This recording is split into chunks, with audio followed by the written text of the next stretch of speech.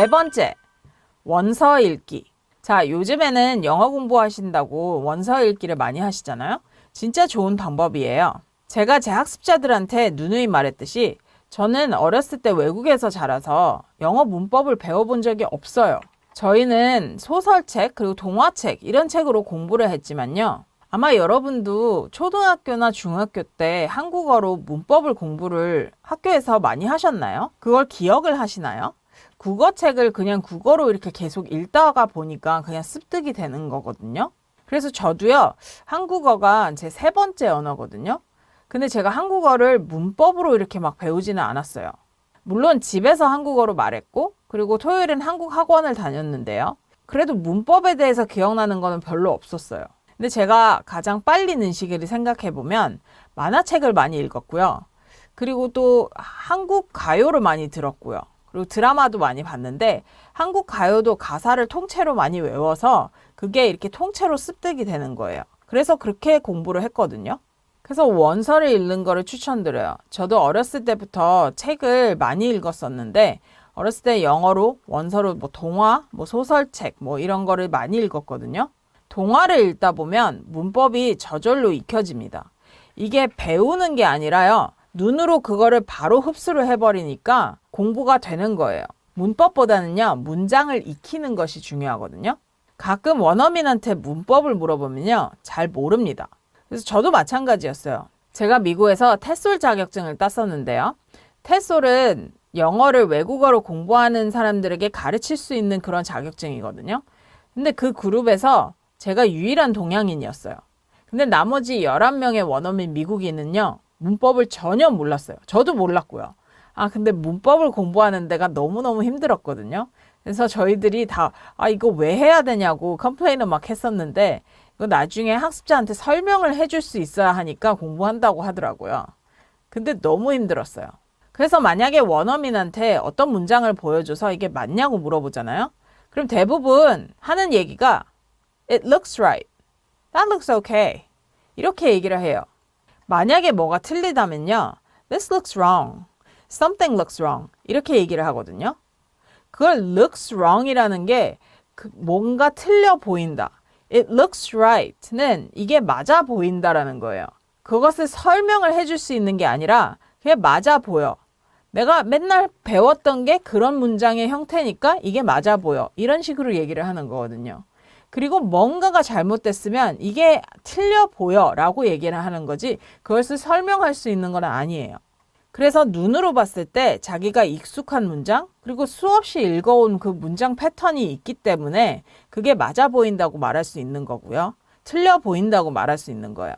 제가 만약에 저는 영어 선생님이니다 이런 문장을 여러분에게 보여준다면요.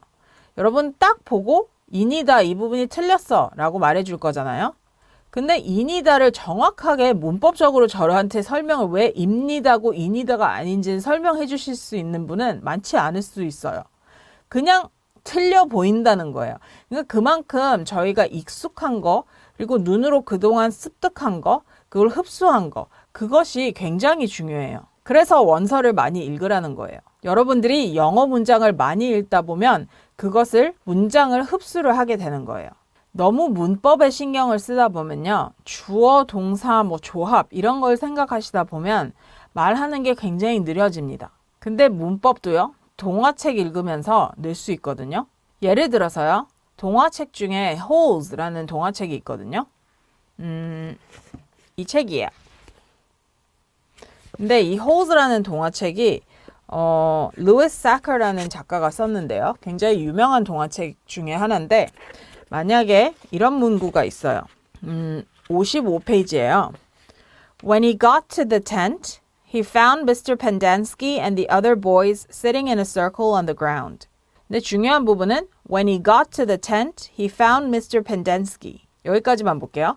그러면 when he got to the tent, he found Mr. Pendanski. 오케이?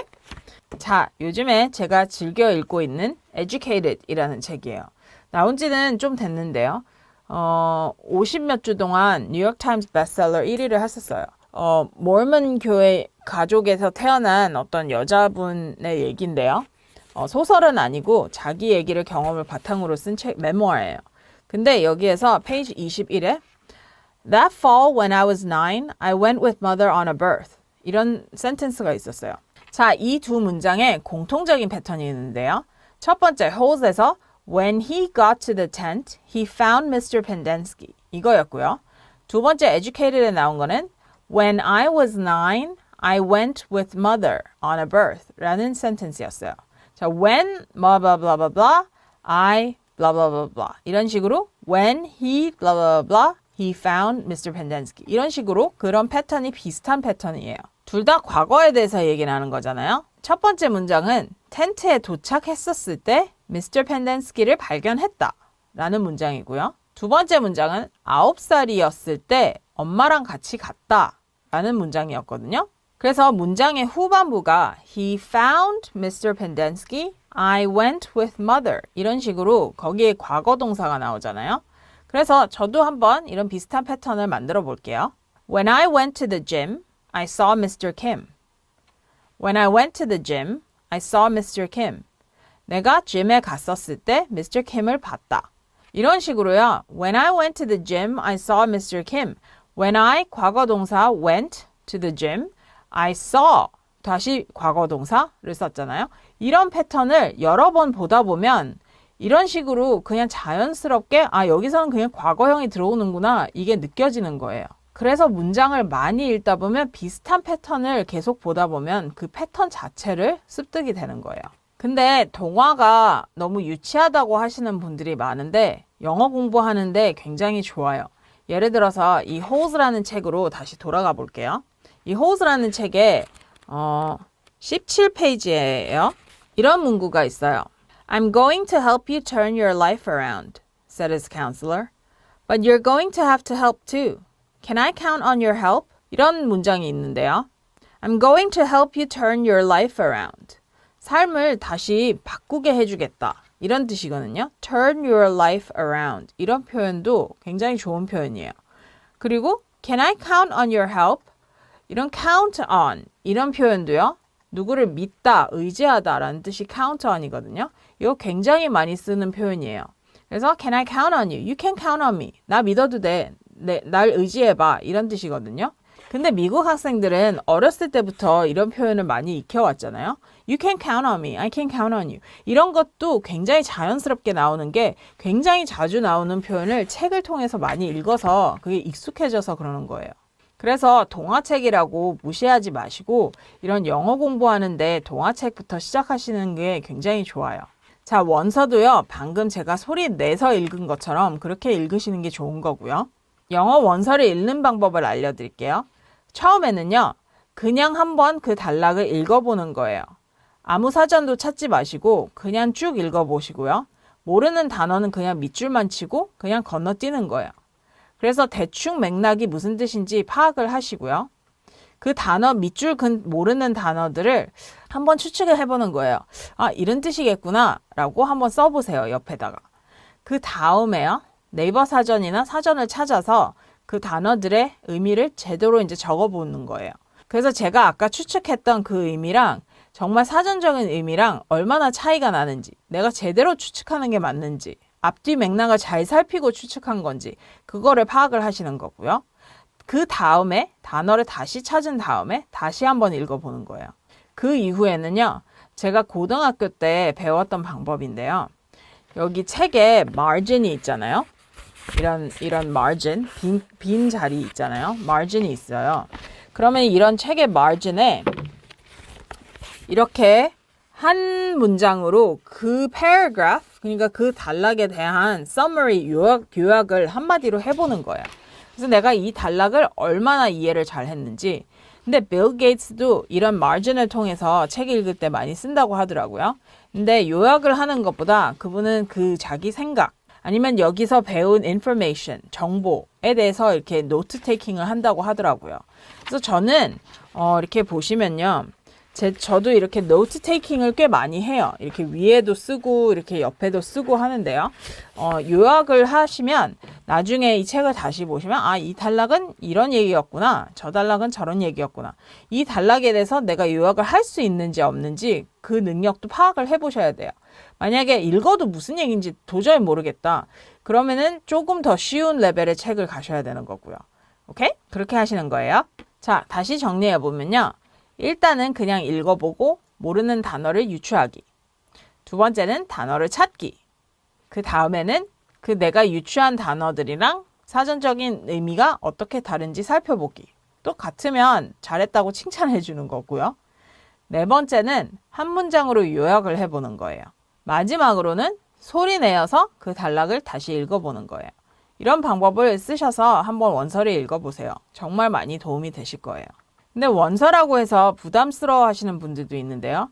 굉장히 쉬운 동화책, 그리고 또 만화책, 자기계발책, 본인에 맞게 또 본인의 취향에 맞게 선정을 해주시면 돼요. 꼭 읽어보세요. 다섯 번째, 미드 보기. 이거는 여러 영상들이 이미 있죠? 섀도잉을 하시라, 미드 보고 섀도잉 하는 법, 이런 얘기를 하시는데요. 하지만 저는 조금 다르게 말씀드리고 싶어요. 초보자분들은 섀도잉을 추천하지 않습니다. 섀도잉이라는 거는, 섀도우는 그림자잖아요. 그러니까 바짝 붙어서 말한다는 얘기인데, 근데 미국 사람들은 미드에서 보면 굉장히 빨리 말해요. 그 미국 사람들이 하는 말을 똑같이 맞춰서 시작부터 끝을 맞추다 보면 초보자분들은 발음도 부정확해지고 무슨 얘기인지를 모르면서 그냥 얘기를 하는 거고 대충 얼버무리다 끝나는 경우가 많아요. 스피드가 중요한 게 아니에요.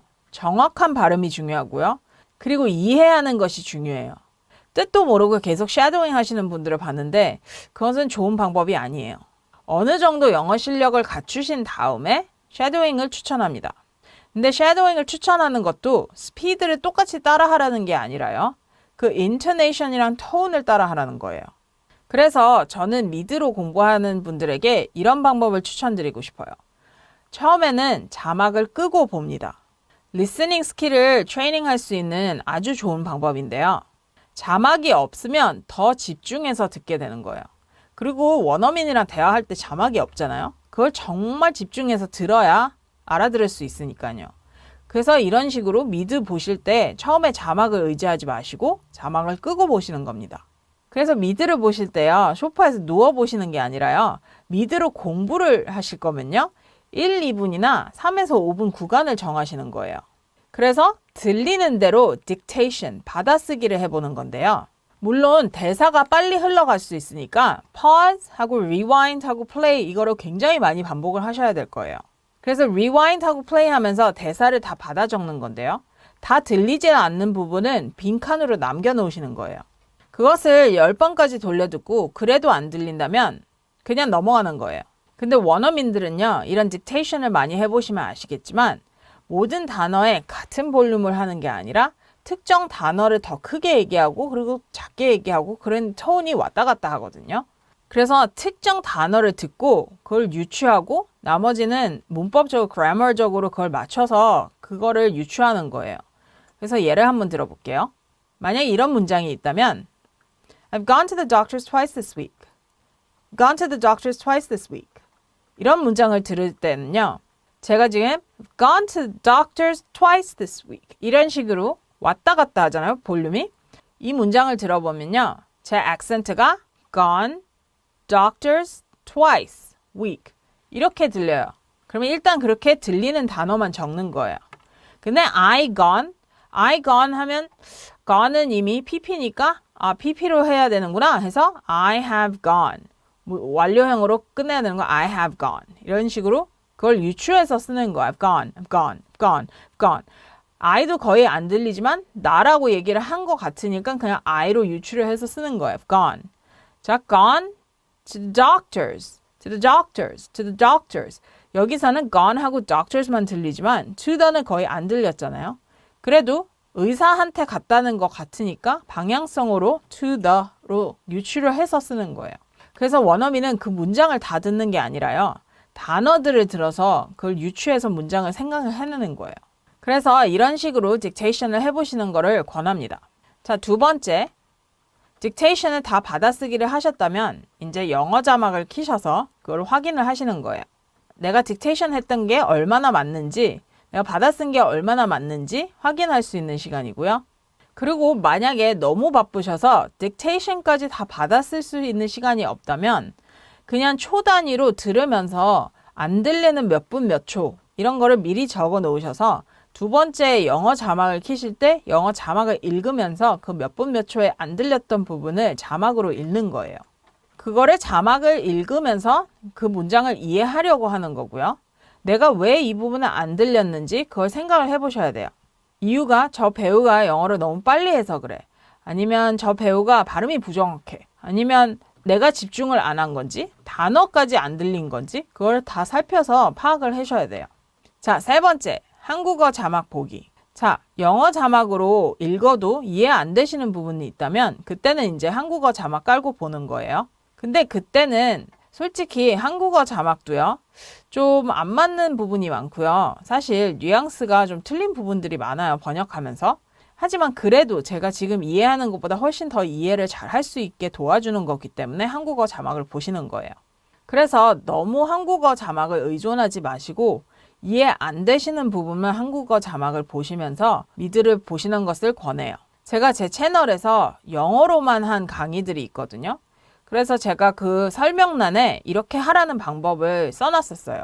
그래서 처음에는 자막 없이 보기, 그 다음에 영어 자막 깔고 보기, 그 다음에 세 번째는 한국어 자막 깔고 보기. 이런 방법으로 미드로 공부하시는 걸 권하고요. 생각보다 오래 걸리실 거예요. 처음에 좀 지루하실 수 있어요. 받아쓰기가 생각보다 힘들거든요. 하지만 정말 꾸준히 하시면 리스닝에도 정말 도움이 되고요. 그 다음에 문장을 유추하는데 정말 도움이 많이 되고요. 그리고 인터네이션 연습을 하는데도 미드가 굉장히 좋아요. 저는 쉐도잉을 권하지 않지만 그 배우가 어떻게 말을 하는 건지 Oh my god 이런 톤을 Oh my god 이런 톤이 아니라 Oh my god 이런 톤으로 연습을 하시는 거를 흉내 내면서 연습하시는 것을 권해요. 그래서 미드로 공부하시는 거를 권하는 거예요. 그냥 누워서 미드를 보시면요, 내용만 기억하지 표현을 기억하시지는 못하실 거예요. 그래서 공부를 하시려면요, 정말 시간을 잡으셔서 그냥 딕테이션을 해보고 리스닝도 추측으로 해보고 그리고 받아쓰기도 해보고 표현도 배우고 인토네이션도 연습을 해보시면 정말 좋은 공부 자료가 될 수 있어요. 자, 오늘은 제가 학습자를 가르치면서 또 제가 다른 언어를 터득하면서 배웠던 노하우들을 여러분께 공유를 했는데요. 언어 공부는 꾸준히 하셔야 됩니다. 자꾸 써야 잊어버리지는 않는데요. 여러분들의 영어 공부에 좀 도움이 되었으면 좋겠고요. 감사합니다.